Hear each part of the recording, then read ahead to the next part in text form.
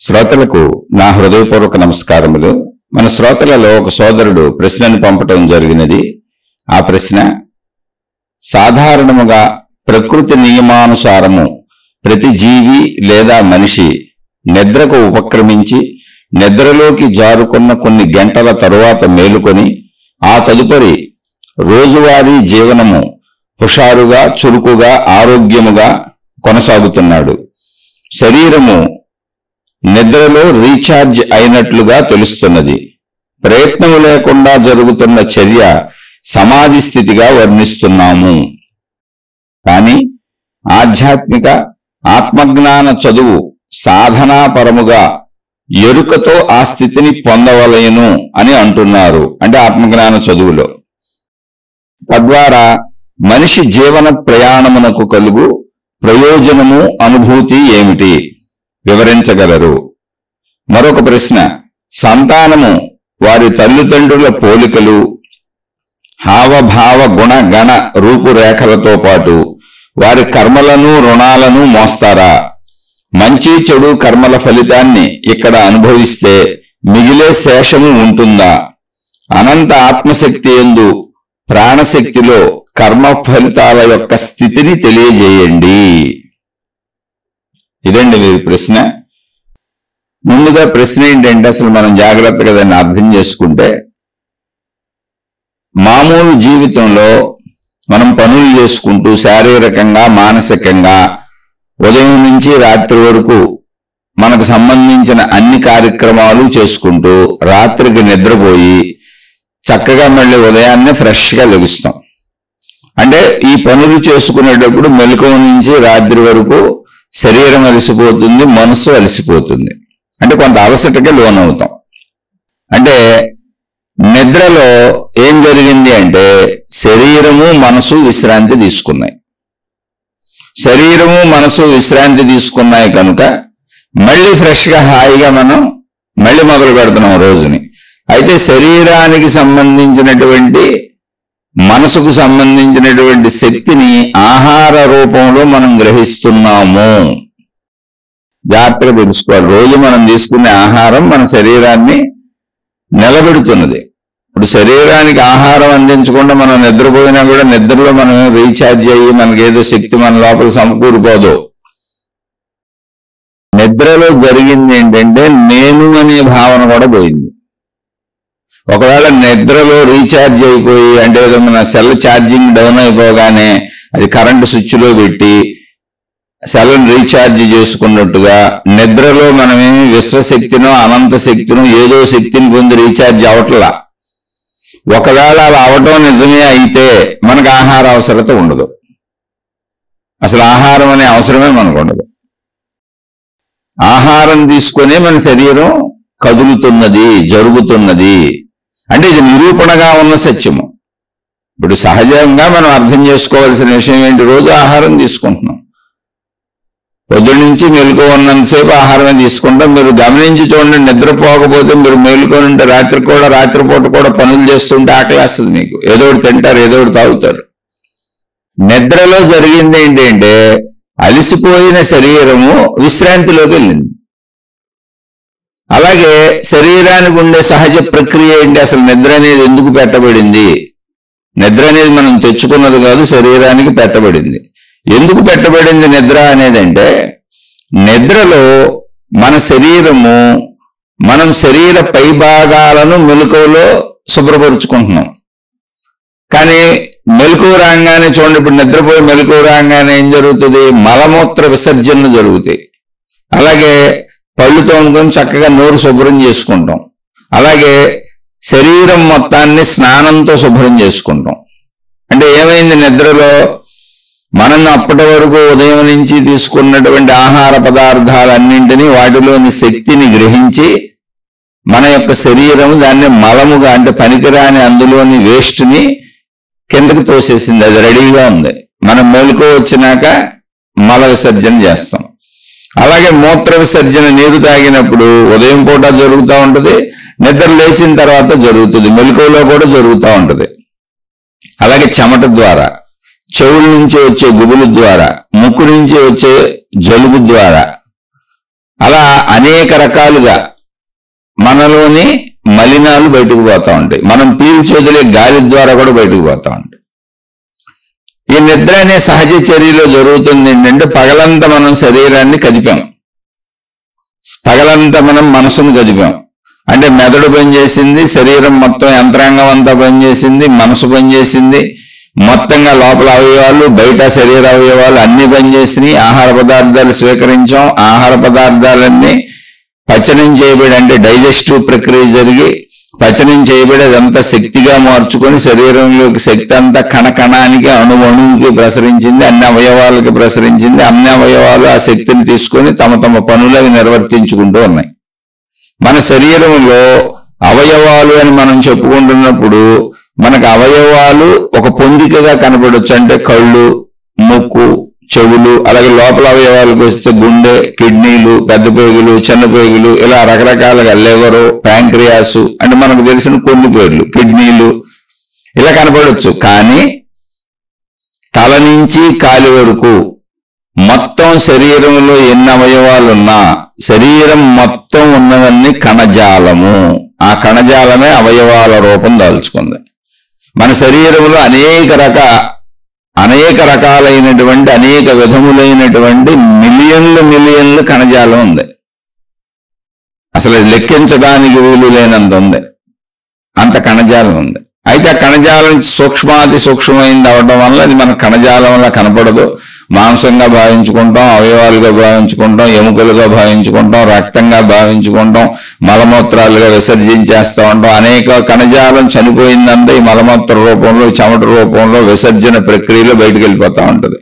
మళ్ళీ మనం తీసుకున్న ఆహారంలోంచి కొత్త కణజాలం తయారయ్యి ఎక్కడ కణజాలం నశింపు జరిగిందో అక్కడ ఆ కణజాలం కొత్తగా తయారై దాన్ని పూడుస్తూ మొత్తానికి మన శరీరం 100 సంవత్సరాలు బతుకుతూ ఉంటుంది. అసలు మరణము అంటే జరిగేది ఏంటి అంటే, ఈ తయారవుతున్న కణజాలం తయారవ్వకుండా, అంటే కణజాలం తయారయ్యే ప్రక్రియ తగ్గిపోతూ ఉంటుంది. వృద్ధాప్యం అంటే అది.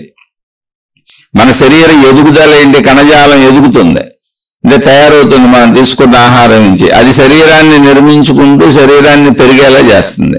అంటే అవయవాలన్నీ పెరుగుతున్నాయి, శరీరం పెరుగుతుంది. అలా పెరుగుదలకి వెళ్ళినాక ఒక 25 ఏళ్ళకి అది ఆగిపోద్ది.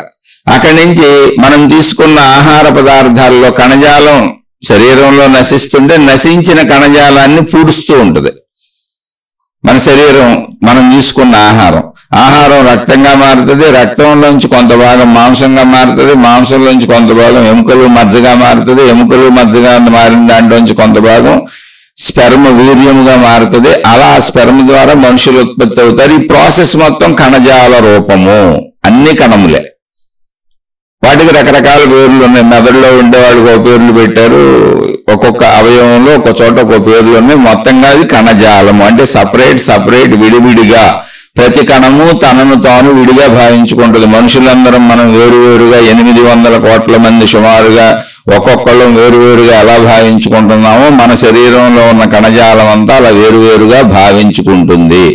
కానీ దాని నిర్మాణం అవయవాల రూపంలో ఉంది, శరీర రూపంలో ఉంది, ఈ ఫార్మెట్ లో ఉంది. అది మనకు కనపడదు కణజాలం కింద. ఈ విషయం ముందు మనం గ్రహించాలి. మరణం అనేది సంభవించడం ఏంటంటే, ఇలా ఎదుగుదలకు వచ్చి ఒక 25 సంవత్సరాల కాడ ఎదుగుదల అని ఆగిపోద్ది. అక్కడి నుంచి కణజాలం మామూలుగా నశింపు ఉంటుంది. నశించిన కణజాలానికి మనం ఇచ్చిన ఆహార పదార్థాలు ఆ ప్లేసుల్లో రీప్లేస్మెంట్ కణజాలాన్ని తయారు చేసుకుంటూ ఉంటాయి. అది బాడీలోనే ఉన్నది. అలా తయారు చేసేటువంటి సామర్థ్యము మరొక 25 ఏళ్ళకి తగ్గిపోద్ది. అంటే సుమారుగా చెబుతున్నాను నేను, 50 వేసుకోండి. ఒకటి స్టాండ్ స్టిల్గా అయితే ఒక 40-50 వరకు అలా స్టాండ్ స్టిల్గా ఉంది అనుకోండి, ఊరికిన ఊహకి చెబుతున్నాయి ఇది. అక్కడి నుంచి కణజాలం నశింపు అయితే జరుగుతుంది, కానీ ఆ ప్లేస్లో కొత్త కణజాల ఉత్పత్తి ఎక్కువ చేసుకోలేకపోతుంది. శరీరం సామర్థ్యం తగ్గిపోయింది. ఇది ఇలా ఎందుకు జరుగుతుంది అంటే, ఈ సామర్థ్య శక్తి ప్రకృతి ఇచ్చింది శరీరానికి, అంతే. దాని నియంత్రణలో ఇది సాగుతుంది. అక్కడి నుంచి ఆ సామర్థ్యం తగ్గి 100 కణాలు చనిపోతుంటే 70 కణాలు 80 కణాలే తయారవుతున్నాయి.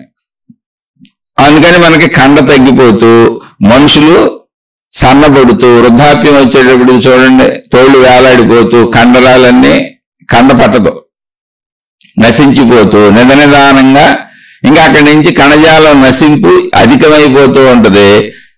కణజాల ఉత్పత్తి బాగా తగ్గిపోతూ ఉంటుంది.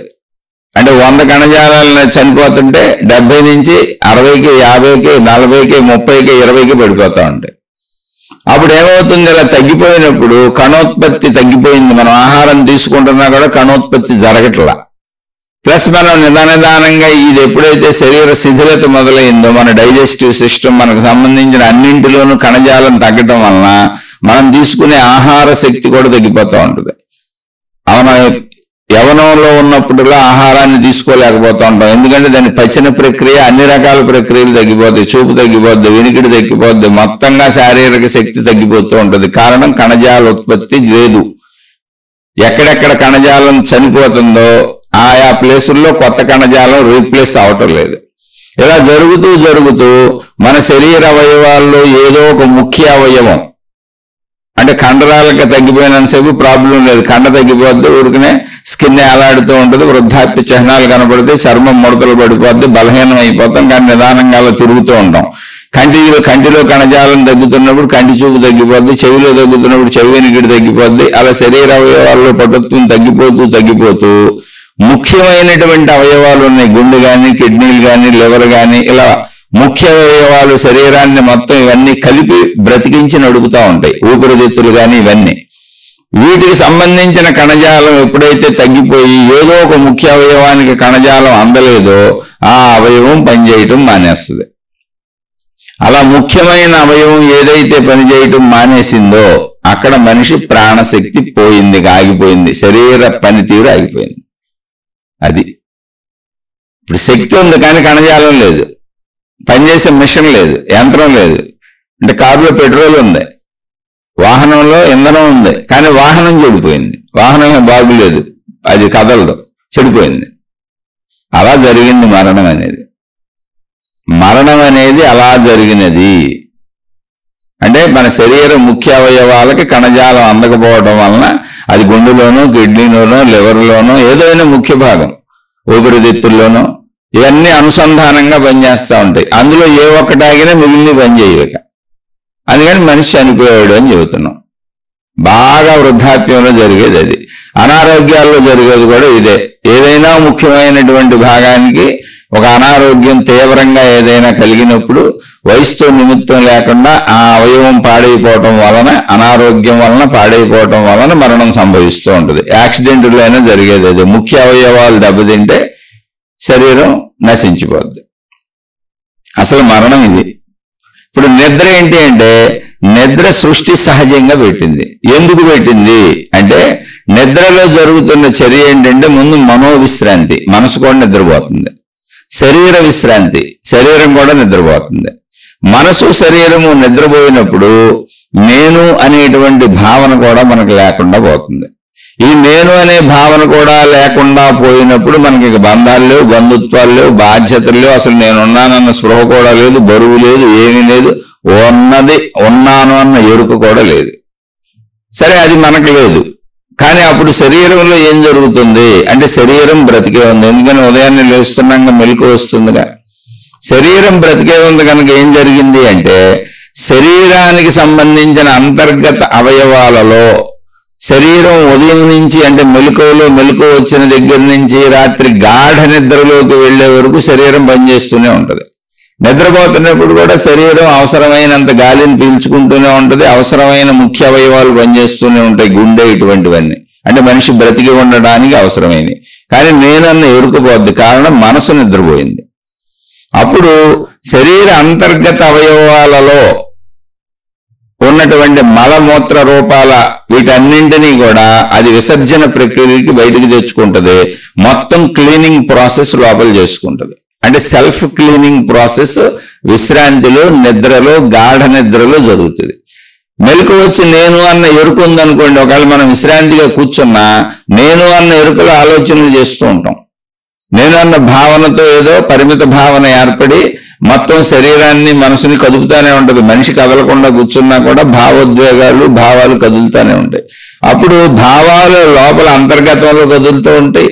ఈ కదలికలన్నింటికి మొత్తం శరీరంలో నేనన్న ఎరుక తల నుంచి కాలు వరకు పనిచేస్తూ ఉంటుంది. కనుక శరీరం పనిచేస్తుంది కనుక, పనిచేస్తున్న మిషన్ కనుక ఇప్పుడు అది నేనన్న భావనతో పనిచేస్తుంది కనుక అది సెల్ఫ్ రిపేరింగ్కి కుదరదు. అందుకని గాఢ నిద్రలో నేను అనేటువంటి భావాన్ని తీసేసి పనిచేసే ప్రక్రియను ఆపేసింది. నేననే భావనలో పనిచేయదు, ఉన్న శరీరం ఉన్నదంతే. ఆ ఉన్న శరీరం తనను తాను రిపేర్ చేసుకుంటుంది. ఆ రిపేర్ అనే పదం మనం వాడాం కానీ వేస్ట్ అంతా బయటికి తోసేయటం, తనకు తాను శరీర అవయవాలని అంటే అంతర్గత అవయవాలను శుభ్రపరిచే విధానం మనకు తెలియదు. అది ఆటోమేటిక్ మిషన్, అది ప్రకృతి ఏర్పరిచింది, లోపలే శుభ్రపరిచేస్తుంది. ఆ శుభ్రపరిచే విధానం అంతా మన నిద్రలో జరుగుతుంది. అది ప్రాసెస్. అయితే నిద్ర లేచినాక ఏదో రీఛార్జ్ అనేట్టు ఫ్రెష్గా ఉండడానికి కారణం మనం ఏదో కాస్మిక్ ఎనర్జీనో ఆకాశ శక్తినో లేదా ఏదో ప్రాణశక్తినో విశ్వశక్తినో మన లోపలికి చొప్పించుకోవటం, అది మనకి లోపలికి వెళ్ళిపోయి రీఛార్జ్ అవటం కాదు. సెల్ ఫోన్ రీఛార్జ్ పెట్టుకున్నట్టు అలా ఏం జరగలేదు. అలా జరిగేటట్టయితే మళ్ళీ చెబుతున్నాను, మన శరీరానికి ఆహార అవసరతే లేదు. మనం బ్రతకడానికి అవసరమైన గాలి లోపలికి వెళ్ళి వస్తానే ఉంది, బతికిస్తానే ఉంది. నిద్రలో ఏం జరిగిందంటే నేను పనిచేయటం మానేశాను. అప్పటి వరకు చేసిన పని తాలూకు శరీరం విశ్రాంతిని పొందింది, మనసు విశ్రాంతిని పొందింది. నేననే భావం లేదు. నేననే భావం వస్తే ఈ శరీరము నేను అనేటువంటి ఈ శరీర భారాన్ని మోస్తుంది. ఈ కుటుంబం నాది అనేటువంటి ఆ కుటుంబ సభ్యులందరి భారాన్ని మోస్తూ ఉంటుంది. ఈ వస్తువులు, ఈ విషయాలు, ఈ సంపదలు, ఈ సమస్యలు, ఈ సుఖాలు, ఈ దుఃఖాలు నావే అనేటువంటి అనేక విషయాలను మోస్తూ ఏవీ చెయ్యకపోయినా నేనన్న భావంలోనే విపరీతమైన బరువును అనుభవిస్తూ ఉంటుంది శరీరము, మనసు. అందుకని భారంగా అలసిపోతూ ఉంటాం. అందుకని మెలకువలో ఉన్నప్పుడు మీరు పని చేసినా చేయకపోయినా మీకు ఆకలేస్తూనే ఉంటుంది, మీకు శరీరానికి ఆహారం అవసరం అవుతూనే ఉంటుంది.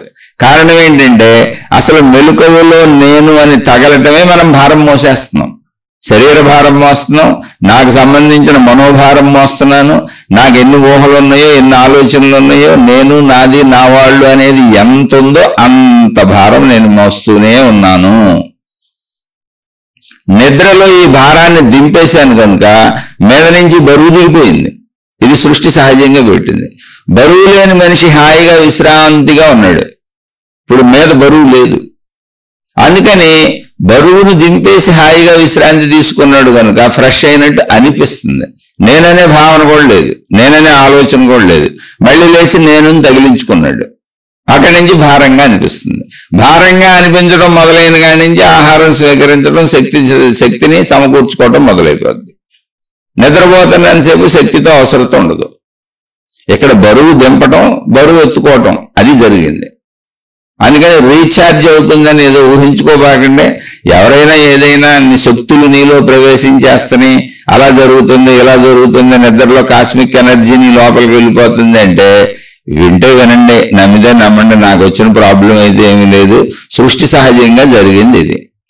ఒకవేళ కాదు, ఏ కాస్మిక్ ఎనర్జీనో, ఏ విశ్వశక్తో, ఏ అంతరిక్ష శక్తో ఏదో ఒక శక్తి నీలోకి వెళ్తుంది అన్నది నిజమైతే అది నిద్రలో అయినా వెళ్తుంది, మెలకువలో అయినా వెళ్తుంది. వెళ్ళటం అంటూ జరగటం, బాడీ తీసుకోవటం అంటూ జరగటం నిజమే అయితే ఎందుకు తీసుకోదు? మెలకువలోనూ తీసుకుంటుంది, ఇప్పుడు నిద్రలోనూ తీసుకుంటుంది.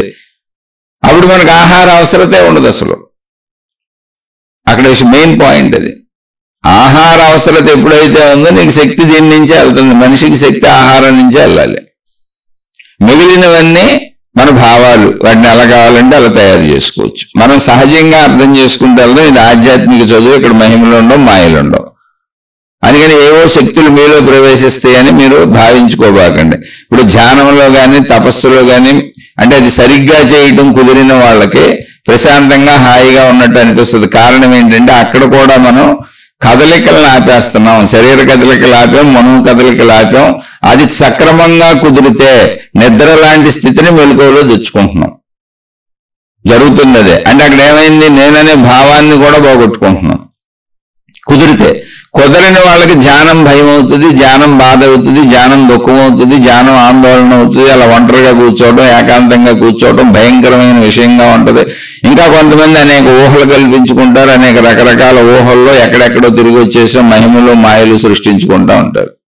ఇది సరిగ్గా కుదిరిన వాళ్ళకు మాత్రమే హాయిగా ఆనందంగా ఉంటుంది. ఎందుకని? ఏమీ లేదు, సింపుల్. శరీరం విశ్రాంతిగా కూర్చుంది, బాధ ఉంది. ఇప్పుడు సరిగ్గా కుదరడం అంటే ఏంటి? పిచ్చి పిచ్చి ఆలోచన లేకుండా నేను ఉండగలగటం. అలాగే మనసు కూడా హాయిగా కుదురుగా కూర్చుంది. అంటే ఏంటి, పిచ్చి పిచ్చి ఆలోచన లేకుండా నేను నాది నావి అనే బరువుల్ని మోయకుండా దింపేసుకుంటున్నాం మెలకువలో.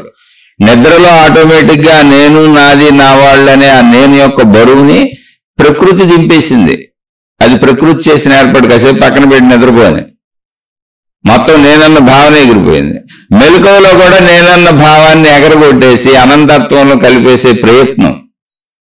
అంటే నిద్రలో ఎక్కడ కలిసిందో, నిద్రలో నేను అనే భావం ఎలా మాయమైపోయిందో, అప్పుడు ఏ స్థితిలోకి వెళ్ళానో అటువంటి స్థితిని మెలకువలో తెచ్చుకునే ప్రయత్నం. అదేమీ లేదు, నేననే భావాన్ని పోగొట్టుకోవడం. నేననే పరిమిత భావం, ఈ శరీరం నేను, ఈ శరీరానికి సంబంధించినవి నేను అనేటువంటి భావాలను పోగొట్టుకుంటే ఒక నిశ్చల నిర్మల ప్రశాంత స్థితి ఉంటుంది. నిద్రలో ఏముంది, నేననే భావమే లేదు, ఏమీ లేదు. దానికి నిద్ర అని పేరు పెట్టాం, ఆ సహజంగా నిద్రపోయాం కాబట్టి. కానీ మెలకువలో ధ్యాన స్థితిలో నేను మెలకువని ఉన్నానని నాకు తెలుసు, కానీ నేననే భావాన్ని పోగొట్టుకోవడం అసాధ్యం. ధ్యానంలో తపస్సులో ఎప్పుడుకో సాధ్యం అవుతుంది. అలా సాధ్యమైనప్పుడు ఇక్కడ మన సోదరుడు కూడా ఒక పదాన్ని వాడారు, దాన్ని సమాధి స్థితి అంటున్నారని. సమాధి స్థితి కాదు, సమస్థితి. సమాధి స్థితి అంటే నిద్ర లాంటి స్థితి. నాకేమీ తెలియదు, నేనని ఎరుక కూడా లేదు, నేను ధ్యానం చేస్తున్నానని తెలియదు, ఊహ లేదు, ఏమీ లేదు. అది సమాధి స్థితి. అంటే నిద్ర లాంటి స్థితినే కూర్చొని మెలకువలో పొందాం, అది సమాధి స్థితి. అంటే నా ఎరుక నాకు పోయింది, ఆ ఉనికి ఎగ్జిస్టెన్స్ కూడా నేను గుర్తించట్లేదు. అంటే సమాధి స్థితిలో అంటే మెలకువలో నిద్ర జరిగింది, అంటే ధ్యానం చేస్తూ చేస్తూ నిద్రపోయాను. అలాంటి సమాధి స్థితులు కూడా కలుగుతూ ఉంటాయి. అలా కాదు, ప్రజ్ఞా స్థితిది, అంటే మెలకువ ఉన్న స్థితి. సమాధి స్థితి కరెక్ట్ కాదు. సమాధి స్థితి సంపూర్ణ ఆత్మజ్ఞాన స్థితి కాదు, ఆత్మజ్ఞాన ఎరుక లేనటువంటి స్థితి, నిద్రాస్థితిని పోలిన స్థితి. అంతే, పోలిన స్థితి. ఇక్కడ అలాగే అది ఎరుక ఉంటుంది. నేను మనిషిని తెలుస్తుంది, నాకు స్పృహ ఉంటుంది, నేను ధ్యానం చేస్తున్నానని తెలుస్తుంది, నేను కూర్చున్నాను తపస్సుకని తెలుస్తుంది, నేను మనిషిని తెలుస్తుంది, నాకు పరిమిత శరీరం అని తెలుస్తుంది, అన్ని తెలుస్తుంది. దాంతోపాటు నేను అనంత ఆత్మశక్తిని అన్న ఎరుక ఉంటుంది. అంటే అనంత ఆత్మశక్తిని నేను అన్న ఎరుకలోంచి శరీరంతో ఉన్నాను అన్న భావన మొదటి నుంచి ఏది ఉన్నదో అది ఉంటుంది. అటువంటి స్థితిని పొందే ప్రయత్నం జరుగుతుంది అక్కడ. అంటే నేను నాకు తెలుస్తూ నా స్పృహలో, నా ఎరుకలో, నా ఎగ్జిస్టెన్స్లో నేను ఉన్నానన్న భావనలో నేను ఉంటాను.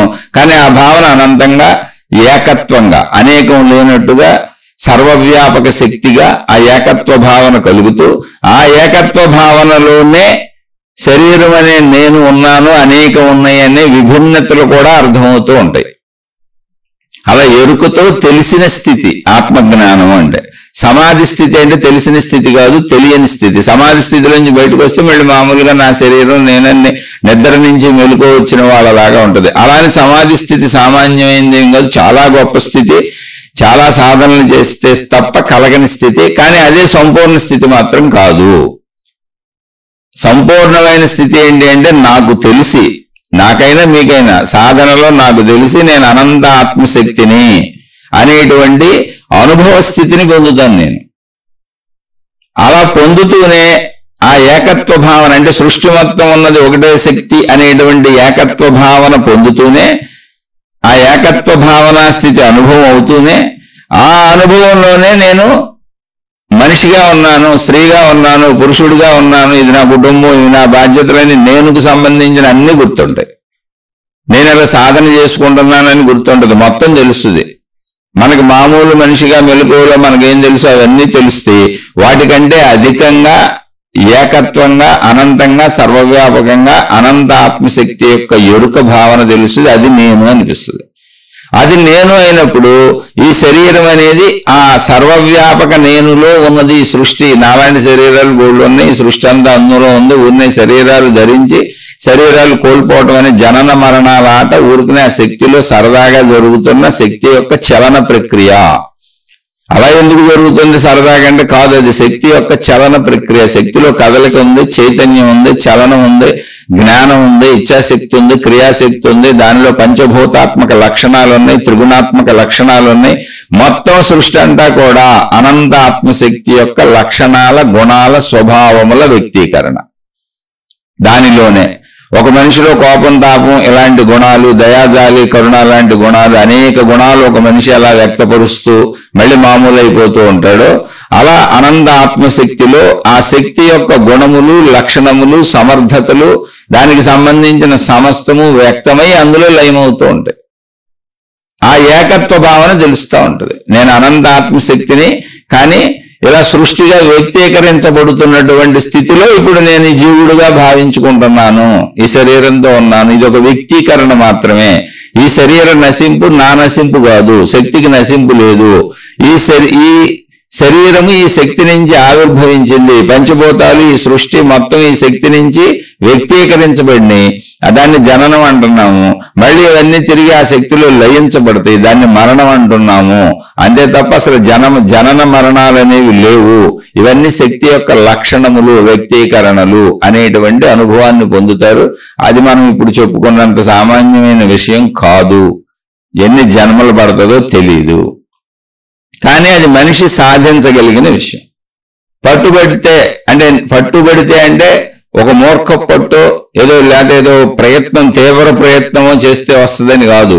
జాగ్రత్తగా అర్థం చేసుకొని దానికి తగ్గట్టుగా జీవిస్తూ, ధర్మ జీవితం జీవిస్తూ, ఎటువంటి తప్పులు చేయకుండా, పొరపాట్లు చేయకుండా, మానవ జీవితానికి సంబంధించినటువంటి శరీరాన్ని నిలుపుకోవడానికి అవసరమైన కనీస ఏర్పాట్లు చేసుకొని, కుటుంబ జీవితానికి అవసరమైన కనీస ఏర్పాట్లు, కనీస ధర్మాలు, కనీస కర్తవ్యాలు పాటిస్తూ, ఎక్కడా ధర్మం తప్పకుండా మనం వీలైనంత చక్కగా విషయాన్ని అర్థం చేసుకోగలిగిన సామర్థ్యంతో అర్థం చేసుకుంటూ, సాధన చేసుకుంటూ, శరీరాన్ని దాటి మనస్సుని దాటి, మనసుకి శరీరానికి ఆధారమైన ప్రాణశక్తి వరకు వెళ్ళగలిగితే అది ఇప్పుడే, ఇక్కడే, ఈ జన్మలోనే సాధ్యం.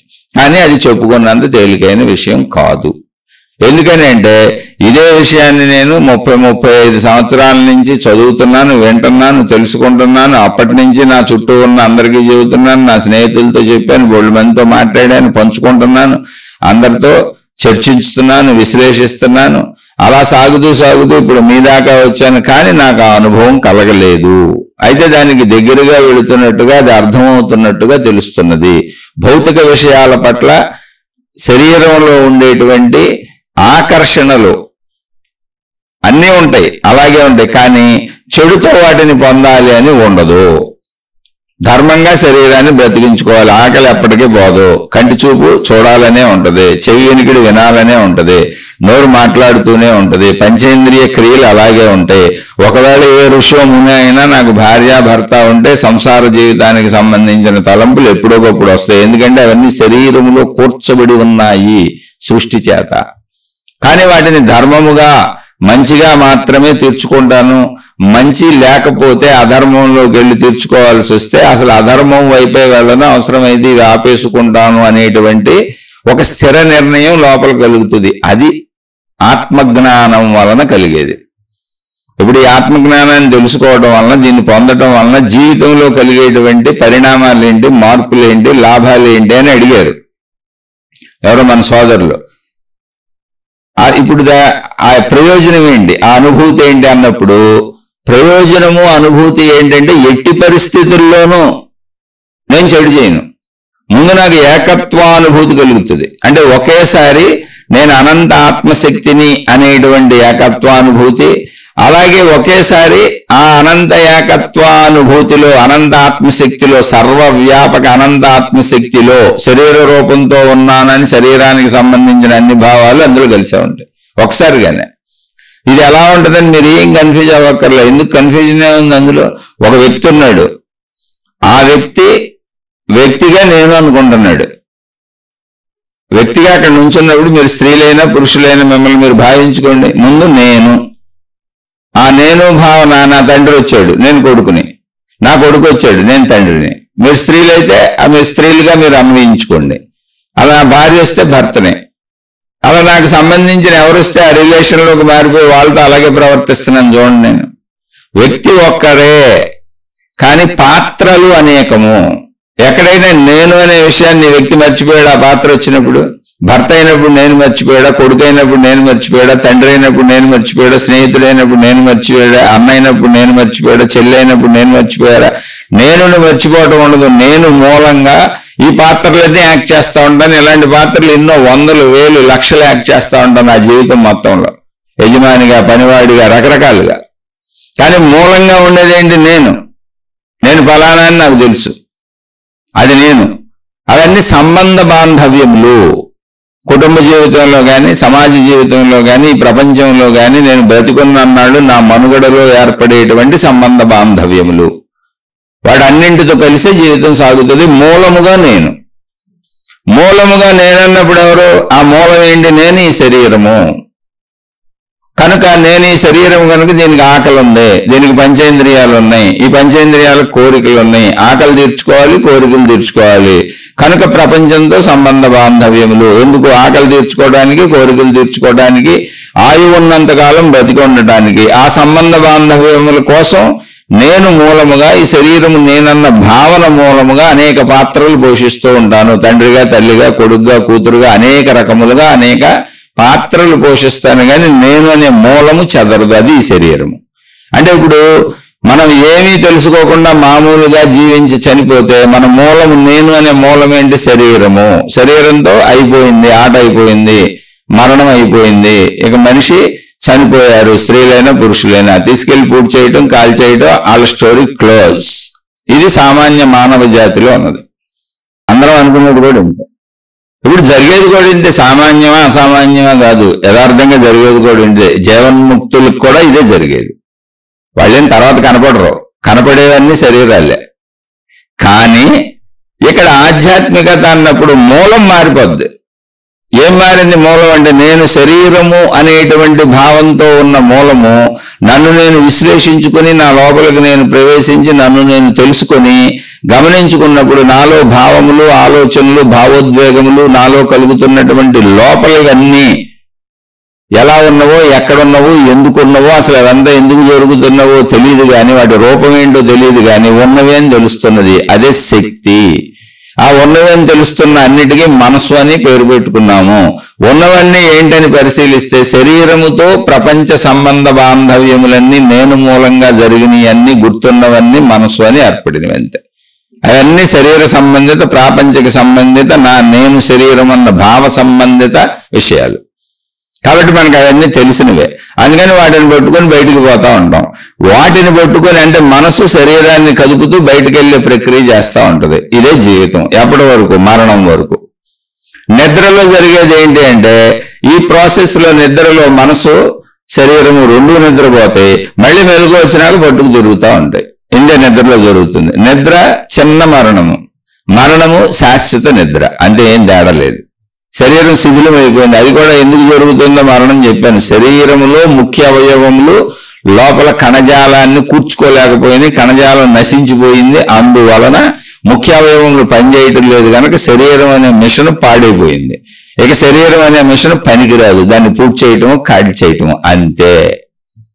అదే జరిగింది. ఇది మరణం. నిద్ర ప్రకృతి ఏర్పరిచిన సహజ ప్రవృత్తి. అక్కడేమైంది? శరీరం మనసు నిద్రపోయింది, ప్రాణశక్తి అక్కడే ఉంది, శరీరం ఉంది, చక్కగా దాన్ని కదిలిస్తుంది. శరీరంలో ముఖ్యమైన అవయవాలు పనిచేస్తున్నాయి. నిద్రపోయింది ఏంటి? శరీరము. ఇంకో నిద్రపోయింది ఏంటి? నేను. అదే మనసు. నేను ఈ శరీరం అన్న భావన శరీరంతో సహా నిద్రపోయింది. శరీరంలో ప్రాణం ఉంది కనుక ప్రాణశక్తి శరీరాన్ని నిలిపి ఉంచింది. శరీరం నిలిచి ఉండడానికి అవసరమైన ముఖ్య భాగాలు పనిచేసుకుంటే దాంతో మనకు సంబంధమే లేదు. అదంతా ప్రాణశక్తి చేస్తుంది. ఆ ప్రాణశక్తి వలన జరుగుతుంది. అందుకని నేననే తలంపు కూడా లేదు. అయితే ఎప్పుడైతే శరీరంలో ముఖ్య అవయవాలు దెబ్బతిని మరణం సంభవించిందో అసలు శరీరం పనిచేయడానికి ఇంకా పనికి రాకుండా పోయింది, వస్తువు పనికి రాకుండా పోయింది. ఒక చిల్లు పడిపోయిన కొండ లాంటిది, పోసిన నీరు కారిపోతా ఉంటుంది, పనికి రాకుండా పారేయటమే. అలా శరీరం పనికి రాకుండా శిథిలత్వాన్ని పొంది, ఆ శిథిలత్వపు శరీరాన్ని కొని ఉంచుకుందామా అంటే అది నిదానంగా కుళ్ళిపోతూ, పాడైపోతూ, వాసనలు వచ్చి కంపు కొట్టి ఇక పనికిరానటువంటి చెత్త పదార్థంగా తయారైపోయి పురుగులు కూడా పెట్టేస్తుంది. అందుకని దాన్ని తీసుకెళ్లి కాల్చేసి పూర్తి చేస్తారు. జరిగిన ప్రక్రియ అది. అయితే మెలకువలో ఇలా మనం మెలకు వచ్చి ప్రాణశక్తితో లేచి నేననే మూలంతో పనిచేస్తాం కదా. ఈ నేననే మూలము శరీరముగా ఉన్నది మనకి ఇప్పుడు. అదే ఆధ్యాత్మికతలో లోపలికి ప్రవేశించి ఆ మనసుని అంటే శరీర సంబంధిత విషయాలు, నేనుకు సంబంధించిన విషయాలే మనసులో ఉన్నాయి. ఇవన్నీ ఏంటి, అసలు ఈ మనసు ఏంటి, అసలు ఈ శరీరం ఏంటి అని పరిశీలిస్తే ఈ శరీరాన్ని నడుపుతున్నది, మనసుగా ఏర్పడి మనసును నడుపుతున్నది మనలోని ఒక చలన శక్తి. మనలో ఒక శక్తి ఏదో ఉంది, ఆ చలన శక్తి వల్ల ఇదంతా జరుగుతుంది. చలన శక్తి అంటే కదలిక కలిగిన శక్తి, దాన్ని చైతన్య శక్తి అన్నారు. ఆ చైతన్య శక్తి మనలో ప్రాణశక్తి అన్నారు. అంటే ఏదో ఒక పేర్లతో పిలుచుకోవాలిగా ప్రాణశక్తి అన్నారు. అందుకని ప్రాణశక్తి శరీరం పాడవక ముందే, శరీరం శిథిలం అవ్వకముందే, శరీరం మరణాన్ని పొందకముందే, శరీరం బాగున్నప్పుడే, శరీరం హాయిగా ఉన్నప్పుడే మనం సాధన చేసి శరీరాన్ని దాటి మనసుని దాటి లోపలికి వెళ్ళి ప్రాణశక్తిని పట్టుకోగలిగితే ఆ ప్రాణశక్తి అనుభవమే అనంత ఆత్మశక్తి అనుభవము అని చెప్పారు. అంటే ఇక్కడ గమనించాల్సింది ఏంటంటే, శరీరం మన మనిషి చనిపోయినప్పుడు ప్రాణం పోయిందని చెబుతున్నారు. ప్రాణం పోలేదు, తెలియకల చెబుతున్నారు. ఎందుకని లోపల ముఖ్య అవయవాలలో ఆ అవయవాలకు సంబంధించిన కణజాలం అందకపోవటం వలన అవయవాలలో లోపం ఏర్పడి అవయవాలు పనిచేయడం మానేసి చెడిపోయింది ముఖ్య అవయవాలు. అందుకని శరీరం పాడైపోయింది, ప్రాణశక్తికి పాడవటం ఉండదు. శరీరం పాడైపోవటం వలన ఇప్పుడు ప్రాణశక్తి శరీరాన్ని నడపలేకపోతుంది. ఇప్పుడు టైర్ పంచర్ అయిపోయింది, కారు వేసుకెళ్తున్నాం, మోటార్ సైకిల్ వేసుకెళ్తున్నాం, టైర్ పంచర్ అయిపోయింది అంటే టైర్లో గాలి మొత్తం పోయింది. టైర్లో ఇంజిన్ ఉంది, మోటార్ సైకిల్లో ఇంజిన్ ఉంది, వాహనంలో ఇంజిన్ ఉంది, అది కారు అయినా అందులో ఆయిల్ ఉంది, అన్నీ ఉన్నాయి, కానీ గాలి లేదు. ఓ టైర్ పంచర్ అయింది, ఇప్పుడు దాన్ని నడపగలమా? మళ్ళీ టైర్ వేయించుకుంటే నడపగలం. టైర్ ప్యాచ్ చేయించుకోవాలి, లేదా టైర్ మార్చుకోవాలి. టైర్ మార్చుకోవడం, ప్యాచ్ చేయించుకోవడం అనే ప్రక్రియ లాంటిదే, మరుజన్మ లాంటిది. మరుజన్మలో ఇంకో శరీరాన్ని తెచ్చుకొని వస్తున్నాం అంతే. అయితే ఇది కూడా నిరూపణ లేని సత్యం, ఎవరో నిరూపించడం కుదరదు, దాని దాకా అనవసరం మనకి. ఇప్పుడు మనం అది ఒకవేళ అవునన్నా కాదన్నా నిరూపణ లేని సత్యాలు మాట్లాడుకోవటం వల్ల కాలం వృధా తప్ప ఏమీ లేదు. అందుకని ఇప్పుడు ఈ జన్మలో మనం ఏం చేయాలి, ఇప్పుడు ఏం చేయాలి అంటే, నేను అనంత ఆత్మశక్తిని అన్న ఎరుకని పొందాలి అంటే శరీరాన్ని దాటి, అంటే శరీరాన్ని కదపకుండా, శరీరం కదలకుండా, నిద్రాస్థితి కాకుండా మెలకువ స్థితిలో శరీరాన్ని కదపకుండా ఉంచి మనోస్థితిలోకి రావాలి. అంటే నీ లోపలికి నువ్వు రావాలి. మనోస్థితిలోకి వస్తే శరీర సంబంధిత, ప్రపంచ సంబంధిత, నేను, నాకు, నావికి సంబంధించిన అనేక ఆలోచనలు ఉంటాయి మనసులో. వాటిని అన్నింటినీ ఇప్పుడు నాకు వీడితో పని లేదు, నేను ఇప్పుడు ఏమీ చేయను, నేను కావాలని కాసేపు ప్రశాంతంగా కూర్చుంటున్నాను, నేను ప్రాణశక్తిని, అంటే శరీరానికి మనసుకి ఆధారమై, ఇప్పుడు నేను జీవించడానికి ఆధారమై, నేను కదలడానికి ఆధారమై, నేను బ్రతకడానికి ఆధారమై, నేను అని నాకు భావాన్ని పుట్టిస్తూ నేను ఆనందంగా జీవించడానికి ఆధారమైన నా ప్రాణశక్తి ఏదుందో దాన్ని తెలుసుకునే ప్రయత్నం చేస్తున్నానని నాకు నేనే సర్ది చెప్పుకొని, నన్ను నేనే సమర్థించుకొని, నువ్వు కదలబాక, నువ్వు ఎగరబాక, నువ్వు దూకబాక, నువ్వు ఏడవబాక, నువ్వు నవ్వబాక, నువ్వు భయపడబాక, నువ్వు బాధపడబాక అని మనసుకు సంబంధించిన అన్నింటినీ ఎన్ని రకాలు జరుగుతుంటే అన్ని రకాలకి సర్ది చెప్పుకుంటూ దాన్ని స్థిమితపరిచేలా ప్రయత్నించటమే ధ్యాన సాధన లక్ష్యము. అది దాన్ని తపస్సు అని అనొచ్చు. ధ్యానము అంటే అర్థం ఏంటో తెలుసా?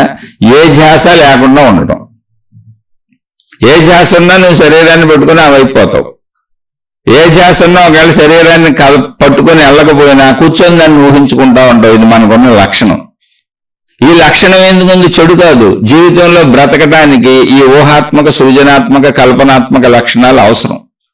ఎందుకంటే బతకాలంటే ఊహ ఉండాలి, ప్రక్రియ జరగాలి, నేనేం చేయాలి, ఎలా ఉండాలి, ఈ మొత్తం ప్రక్రియ జరుగుతూ ఉండాలి. కాబట్టి 100 సంవత్సరాలు బతకడానికి ఈ ఊహ కావాలి, ఈ ఆలోచన కావాలి, ఈ జ్ఞానం కావాలి, ఈ సృజనాత్మకత కావాలి, ఈ కల్పనాత్మకత కావాలి. అయితే ఇప్పుడు అక్కర్లా. నేను అనంత ఆత్మశక్తి నేను తెలుసుకోవడానికి మనం లోపలికి వెళ్ళే ప్రయత్నం చేస్తున్నాం. కాబట్టి కాసేపు ఊహను ఆపేసి, లోపల ఉన్న భావోద్వేగాలను ఆపేసి, శరీరపరమైన, మనోపరమైన, ప్రాపంచికపరమైనటువంటి విషయాలు ఏమొస్తున్నా కూడా ఇప్పుడు కాదు, ఇప్పుడు అక్కర్లేదు, కాసేపు విశ్రాంతి తీసుకో, కాసేపు రెస్ట్ తీసుకో, తర్వాత చూద్దామని దానికి సర్ది చెప్పి, నచ్చజెప్పి, అంటే నీకు నువ్వే నచ్చజెప్పుకొని, నీ ఆలోచనలకు నచ్చజెప్పి, నీ భావాలకు నచ్చజెప్పి, నీ మనసుకు నచ్చజెప్పి, నీ శరీరానికి నచ్చజెప్పి, అన్ని రకాలను దాన్ని శాంతపరచి నువ్వు విశ్రాంతిని పొందు, విశ్రాంతిని పొందు, విశ్రాంతిని పొందు. నిద్రాస్థితిలో ఎలా అయితే నువ్వు విశ్రాంతిని పొందుతున్నావో అక్కడ నిద్రపోతున్నావు, ఇక్కడ నిద్రపోకుండా విశ్రాంతిని పొందు. అప్పుడే నాకు ఎరుకలో నేనెవరో తెలుస్తుంది, నిద్రలో నాకు తెలియదు. కాబట్టి నువ్వు మెలకువలో నిద్రపోకుండా విశ్రాంతిని పొందు అని శరీరానికి మనసుకి నాకు నేనే చెప్పుకుంటూ ట్రైనింగ్ ఇచ్చుకునే ప్రక్రియ ధ్యానం. అంటే ఏ ధ్యాస లేని స్థితిని ఎరుకతో మెలకువతో ఎలా ఉంటుందో చూడటానికి నేను ప్రయత్నిస్తున్నాను. ఏ ధ్యాస పెట్టుకున్నా ఆ ధ్యాస ఉండదు. కొడుకో కూతురో వస్తువో విషయమో డబ్బులో భయమో బాధో దుఃఖమో సుఖమో ధ్యాసలన్నీ అలాగే ఉంటాయి.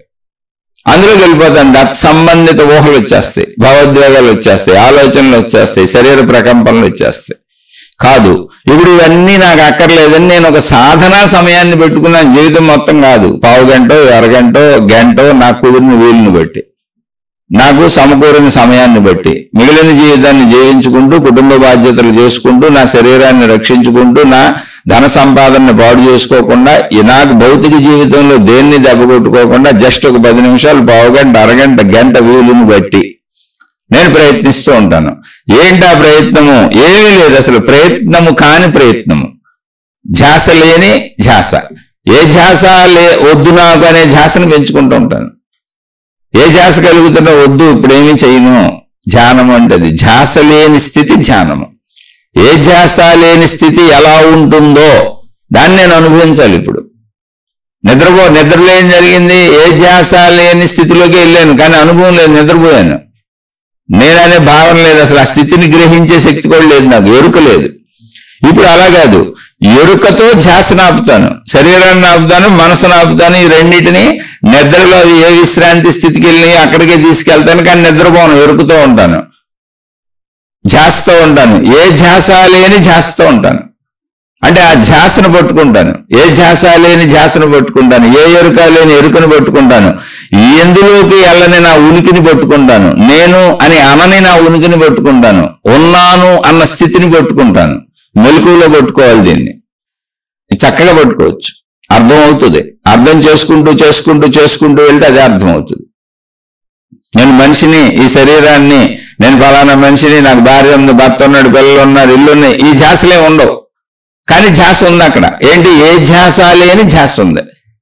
ఏ ధ్యాస లేని ధ్యాస అనే స్థితి ఎలా ఉంటది? ఏ ఎరుక లేని ఎరుక అనే స్థితి ఉంటది, ఎలా ఉంటది? అత్తినాలి, ఎత్తాగాలి, ఇది అనుభవించాలి, అది కావాలి, ఇది కావాలి, ఇటు పోతాను, ఇటు పోతా అనేటువంటి ఎరుకలు ఏమి లేవు అక్కడ. వీళ్ళు నా వాళ్ళు, వాళ్ళు నా వాళ్ళు కాదు, ఏమేమి ఎరుకలు లేవు అసలు. ఏ ఎరుక లేనటువంటి ఎరుక స్థితి ఎలా ఉంటుంది? ఒట్టి ఎరుక స్థితి ఎలా ఉంటుంది? ఒట్టి ఉనికి ఎలా ఉంటుంది? జస్ట్ ఉన్నానన్న ఉనికి. ఆ ఉనికికి మళ్ళీ ఏ అర్థం లేదు. నేను ఈ శరీరాన్ని, నేను ఫలానా అనే ఉనికిలో ఎటువంటి ఉనికి లేదు. నేను ఈ శరీరాన్ని అని కానీ, నేను ఫలానా మనిషిని కానీ, నాకు ఇన్ని ఆస్తిపాస్తులు ఉన్నాయని కానీ, నాకు ఎంతమంది పిల్లలు ఉన్నారని కానీ, నాకు భార్య ఉంది, నాకు భర్త ఉన్నాడని కానీ, ఎటువంటి ఉనికి లేని ఉనికి. ఉనికిలో ఉనికి ఉండదు, ఒట్టి ఉనికే ఉంటుంది. ఎరుకలో ఎరుకు ఉండదు, ఒట్టి ఎరుకే ఉంటుంది. స్పృహ ఉంటుంది. స్పృహ లేని స్థితి కాదు, నిద్రాస్థితి కాదు. ఆ స్థితి కోసం ప్రయత్నిస్తున్నా. దానికి అది పెద్ద కష్టమైన విషయంగా చెప్పుకోవడం అలా అనిపించింది, కానీ శరీరాన్ని ఆపి మనసుని ఆపి సాధన చేస్తే కొంతకాలానికి అది సమకూరుతుంది. ఎందుకని? నిద్రాస్థితిలో అక్కడికే వెళ్తున్నాం. జస్ట్ అక్కడ నిద్రాస్థితిలో, నిద్రలో నేను కూడా కోల్పోయాను, అంటే ఉనికిని కోల్పోయాను, ఎగ్జిస్టెన్స్ని కోల్పోయాను, నాకు తెలియట్లే, స్పృహ లేని స్థితికి వెళ్ళాను. ఇప్పుడు స్పృహలో మొత్తం కోల్పోతాను, కానీ స్పృహలో ఉంటాను. స్పృహలో ఆ స్థితిని పట్టుకుంటాను, ఎరుకను పట్టుకుంటాను. ఏ ఎరుక లేని ఎరుకను పట్టుకుంటాను, ఏ ఉనికి లేని ఉనికిని పట్టుకుంటాను. స్పృహలో దాన్ని అనుభవిస్తాను. అదే ప్రాణశక్తి అనుభవం. అలా అనుభవించిన మహాత్ములు ఏం చెప్పారంటే, ఆ అనుభవం ఎలా ఉంటుంది అంటే, మామూలుగా నేను ఈ శరీరము అనేటువంటి అనుభవం ఎలా ఉంది? పరిమితంగా ఉంది. అసలు ఈ శరీరానికి సంబంధించిన, ప్రపంచానికి సంబంధించిన, మనసుకు సంబంధించిన ఏ వస్తువు విషయాలకు సంబంధం లేనటువంటి వీటినన్నింటినీ వదిలేసినటువంటి, అంటే శరీరాన్ని వదిలి, మనసును వదిలి, ప్రపంచాన్ని అన్నింటినీ వదిలేసినటువంటి, మెలకువలో ఉన్నటువంటి, స్పృహలో ఉన్నటువంటి ఎరుక, ఎగ్జిస్టెన్స్, ఉనికి, ప్రాణశక్తి యొక్క ఉనికి ఎలా ఉంటుంది అంటే అనంతంగా ఉంది, పరిమితి లేదు. అంటే ఇదేదో ఆశ్చర్యంగా ఉండే విషయం ఏం కాదు. మౌనానికి పరిమితి ఏంటి చెప్పండి? మాటకు పరిమితి ఉంది. మాట్లాడడం, ఇది ఎంతసేపు మాట్లాడడం, ఎంత శబ్దం వచ్చింది, ఎంత సౌండ్ వచ్చింది, ఆ సౌండ్ని కూడా కొలవచ్చు. ఎంతసేపు మాట్లాడాడని మాట్లాడిన విషయాన్ని కొలవచ్చు, దానికి టైం చెప్పవచ్చు. మౌనాన్ని ఎలా కొలుస్తారు, నిశ్చలతను ఎలా కొలుస్తారు, నిశ్శబ్దాన్ని ఎలా కొలుస్తారు, ప్రశాంతతను ఎలా కొలుస్తారు? ప్రశాంతత, నిశ్శబ్దము, మౌనము ఇవన్నీ కూడా అనంతాలే. ఎందుకని? వాటికి పరిమితి లేదు, పరిమితి లేనివి అవి. అలాగే ప్రాణశక్తి ఎలాంటిది అంటే నిశ్శబ్దం లాంటిది, నిశ్చలత లాంటిది, మౌనం లాంటిది, విశాలమైనటువంటి అనంతమైనటువంటి ప్రశాంతతది, నిశ్చలతది. అంతే, దానికి పరిమితి లేదు, అది అనంతంగా అనిపిస్తూ ఉంటుంది. ఎందుకు అనంతంగా అనిపిస్తుంది అనే పదం వాడుతున్నామంటే అది అనంతంగా కూడా అనిపించదు. దానికి ఆపోజిట్ ఏంటి అంటే పరిమితిగా అనిపిస్తుంది. అంతే. నేను ఈ శరీరం అన్నప్పుడు పరిమితిగా అనిపిస్తుంది, నేను, నాది, నా వాళ్ళు అన్ని వేరువేరుగా అనిపిస్తున్నాయి. అక్కడ అసలు వేరు భావన ఉండదు, పరిమితి భావన ఉండదు. అందుకని ఆ భావానికి అనంత భావన అన్నారు, ఏకభావన అన్నారు. మౌనం ఏకభావన కాదా? నిశ్చలత్వం ఏకభావన కాదా? ప్రశాంతత ఏకభావనం కాదా? నిశ్శబ్దత ఏకభావనం కాదా? నిశ్చలత ఏకభావనం కాదా? శాంతి ఏకభావన కాదా? అశాంతిలో అనేక భావాలు ఉంటాయి, శబ్దాల్లో అనేక శబ్దాలు ఉంటాయి. మీరు ఆలోచించుకోండి. అందుకని అది ఒక ఏకత్వ భావన కలుగుతుంది. అది ప్రాణశక్తి యొక్క స్థితి ఏంటంటే ఏకత్వ భావన. ఏకత్వ భావనకు కొలత లేదు, కొలత లేదు కనుక అనంతం అన్నారు. మరి ఈ పరిమితులన్నీ ఏంటి అంటే ఈ పరిమితులన్నీ ఆనందంలోనే ఉన్నాయి. ఈ ఎరుకు కూడా తెలుస్తుంది నాకు, మెలకువలోకి వచ్చేసినాక. నాకు బాగా అలవాటు అయిపోయి ఇటు లోపలికి వెళ్ళి, అంటే నా లోపలికి నేను వెళ్ళి అనంత ఆత్మశక్తి యొక్క ఎరుకని, ఆ నిశ్చలతని చెక్కు చెదరకుండా, అంటే ఇప్పుడు నేను అన్న నా మూలం ఏమైందంటే శరీరం కాదు, నేను అన్న నా మూలము ప్రాణశక్తి. ప్రాణశక్తి అంటే ఏంటి? నిశ్చలత, నిశ్శబ్దము, మౌనము, అనంతము, సర్వవ్యాపకము, ఏకత్వము. ఎంత ఉంది అంత ఉందని కొలతలు లేవు, అసలు దానికి ఏం గుర్తులు లేవు. అక్కడ మాట లేదు, ఇక పరిమితి లేదు. అటువంటి మూలం, దానికి మనకు అర్థం అవడానికి చెప్పారు నేను అనంత ఆత్మశక్తి. అంటే భాషలో ఎలా చెప్పాలి, భావంలో ఎలా చెప్పాలి, ఎదుటోడికి ఎలా చెప్పాలి అంటే పదాలు పెట్టుకున్నాం, పేర్లు పెట్టుకున్నాం, అంతే, పేర్లు అవి. కానీ స్థితి అలా ఉంటుంది. స్థితి ఏకత్వము. ఆ స్థితిని చెప్పాలంటే ఏం చెప్పాలి అన్నప్పుడు అది అనంత ఆత్మస్థితి అన్నారు, అదే బ్రహ్మము అన్నారు. మరి ఈ సృష్టి అంతా ఏంటి? మరి భిన్న భిన్నంగా ఉందిగా అంటే ఆ ఏకత్వంలో ఉన్న అనేకత్వమే ఈ సృష్టి భిన్నత్వము అని చెప్పారు. అంతే. అది తెలుస్తుంది, ఇది తెలుస్తుంది. ఇప్పుడు నా కేంద్ర బిందువు నేను శరీరము, నేను ఫలానా వ్యక్తిని, ఈ శరీరము నేను అనే భావనతో మామూలు సామాన్య మనిషిగా ఉన్న మనం అనేక పాత్రలు ఎలా పోషిస్తున్నామో, కానీ నేను అనే మూలం ఎలా చెక్కు చెదరటం లేదు, ఈ మూలానికి అనుగుణంగానే అన్ని పాత్రలు ఎలా పోషిస్తున్నామో, అక్కడ మూలం మారిందంటే తేడా ఏం లేదు. అక్కడ నేను మూలము అన్నప్పుడు నేను అనంత ఆత్మశక్తిని, నేను అనంత ఆత్మశక్తిని అనేది భాషా పదంలో చెప్పుకున్నాను తప్ప అక్కడ ఏమీ లేదు. ముందే చెబుతున్నా, అది నిశ్చలత, అది ప్రశాంతత, అది ఏకత్వం, అది సర్వవ్యాపకత్వం, అది అనంతత్వం, అది మౌనము, అది నిశ్శబ్దము. అంటే ఏ రకంగానూ చెప్పడానికి లేనిది అక్కడ ఉంది. కానీ ఉన్నానన్న ఉనికి ఉంది. అది జడ పదార్థంగా లేదు. నిద్రపోయినప్పుడు తెలియని, ఎరుక లేని, స్పృహ లేని స్థితిలాగా లేదు. కోమాలోకి పోయినట్టు లేదు.